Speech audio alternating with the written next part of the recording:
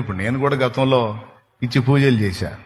మళ్ళీ సాంస్క్రిట్ శ్లోకాలు మంత్రాలు చదివి మరీ పూజలు, ఏదో దండం పెట్టి కొబ్బరికాయ కొట్టి లేచి రావటం కాదు. చక్కగా కూర్చొని ఎవరికి పూజ చేసినా సరే వాళ్ళ పుస్తకం తీసుకొచ్చి వాళ్ళ మంత్రాలు చదివి మొత్తం అయిపోయిన దాకా చేసేవాడు.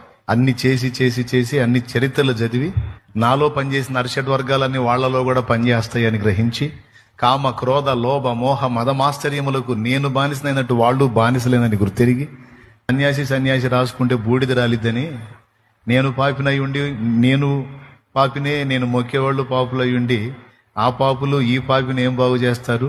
ఇప్పుడు ఆ పాపులకి ఈ పాపికి అందరు పాపులకి దిక్కెవరంటే యేసు కనపడ్డాడు. కాబట్టి యేసుప్రభుని నమ్ముకున్నా, యేసుని విశ్వసించాను. నేను పుట్టుక నుంచి యేసుప్రభుని ఎరిగినోని కాదు, కాబట్టి నన్ను నమ్మొచ్చు.